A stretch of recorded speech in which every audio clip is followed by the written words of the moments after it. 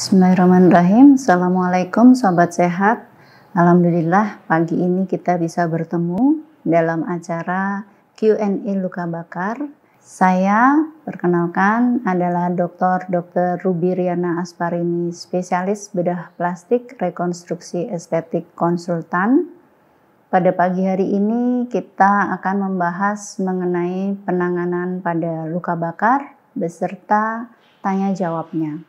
Luka bakar adalah kerusakan atau kehilangan jaringan yang disebabkan kontak dengan sumber panas seperti api, air panas, bahan kimia, listrik, dan radiasi yang mengenai kulit, mukosa, dan jaringan yang lebih dalam.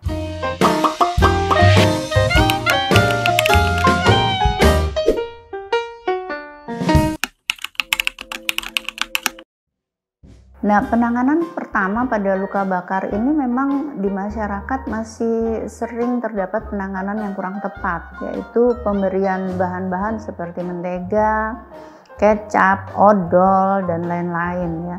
Bahan-bahan tersebut tidak terbukti memperbaiki kondisi luka, jadi ini hanya mitos yang turun-temurun saja. Penanganan awal yang tepat adalah segera guyur dengan air mengalir untuk mengurangi panas dan mencegah kerusakan jaringan yang lebih luas. Pengguyuran dengan air mengalir ini harus dimulai tidak melewati 30 menit setelah trauma. Jadi istilahnya sesegera mungkin. Tata laksana paling awal dari luka bakar adalah menjauhkan korban dari sumber panas. Kulit yang mengalami cedera panas harus segera diturunkan suhunya agar kerusakan jaringan segera berhenti. Kemudian luka bakar perlu dibersihkan secara menyeluruh dan gula atau lepuhan berisi air sebaiknya dibersihkan agar mengurangi kemungkinan infeksi. Nah, pembalutan luka di fasilitas yang terbatas itu bisa dipilih mulai dari tule merek apapun yang tersedia, atau apabila yang tersedia adalah kasa petroleum itu bisa juga dipakai. Bisa juga dengan madu. Madu ini yang sudah terbukti yang medical grade adalah yang Manuka Honey. Atau bisa juga diganti dengan madu lokal yang lain. Lalu tetap dilindungi dengan balutan kasa tebal. Diabetes mellitus yang tidak terkontrol biasanya diikuti oleh gangguan pada vaskuler yang bisa berakibat penurunan vaskularisasi pada kulit. Ketika luka bakar terjadi pada penderita DM yang tidak terkontrol seperti ini, maka luka akan menjadi lama sembuhnya karena vaskularisasi yang kurang optimal.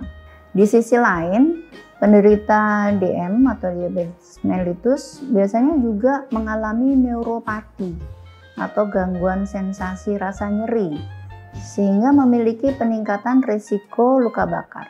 Karena gangguan sensasi nyeri pada pasien ini, mereka dapat mengalami luka bakar tanpa menyadarinya, dan peningkatan risiko infeksi luka pada penderita diabetes mellitus, sehingga memerlukan penanganan oleh ahli seperti dokter spesialis bedah plastik. Luka bakar pada anak atau bayi ini sering terjadi akibat tertumpah air panas dari termos saat membuat susu di dekat si bayi. Nah, kejadian ini sebenarnya bisa dicegah apabila disosialisasikan pembuatan susu bayi itu sebaiknya jangan dekat-dekat dengan si bayi. Ada pula akibat ibu memasukkan bayi ke dalam ember berisi air panas tanpa sebelumnya memeriksa suhu air. Kejadian ini bisa dicegah apabila disosialisasikan pemeriksaan suhu air mandi dengan memasukkan siku ibu ke dalam air mandi setiap sebelum memandikan bayinya. Simpan korek api atau peralatan yang dapat menghasilkan api jauh dari jangkauan dan penglihatan anak-anak. Kemudian ajari anak-anak untuk tidak dekat-dekat dengan knalpot kendaraan yang masih panas. Kemudian juga gunakan penutup atau pelindung stop kontak pada tempat-tempat yang mudah dijangkau anak-anak untuk menghindari luka bakar akibat listrik. Nah, kalau pada orang tua bagaimana pencegahannya? Yang pertama, jangan lupa mematikan kompor setelah memakai. Gunakan pelindung tangan saat memasak. Kemudian di dalam rumah selalu siapkan alat pemadam api ringan atau APAR.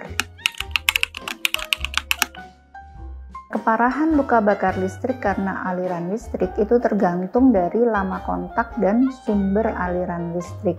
Makin lama kontak dan makin besar aliran listrik, maka luka bakar yang terjadi juga makin dalam dan makin parah. Kemungkinan komplikasi yang berat adalah cedera pada jantung yang bisa mengakibatkan gangguan irama, sehingga bahkan bisa berakibat kematian. Maka perhatian yang besar diberikan pada kondisi jantung pada pasien dengan luka bakar listrik. Penanganan yang selanjutnya adalah sama seperti luka bakar lain, dengan perbedaan pada kedalaman luka bakar, karena luka bakar listrik biasanya mengalami luka bakar yang cukup dalam, bahkan sampai ke tulang. Sehingga biasanya kita perlu mengetahui seberapa jauh kedalaman tersebut, dan biasanya berlanjut sampai 2 minggu setelah kejadian. Sehingga biasanya pada luka bakar listrik penanganannya akan lebih lama di rumah sakit. Mungkin sekian untuk pertanyaannya sudah selesai. Saya akhiri untuk Q&A luka bakar. Terima kasih. Assalamualaikum warahmatullahi wabarakatuh.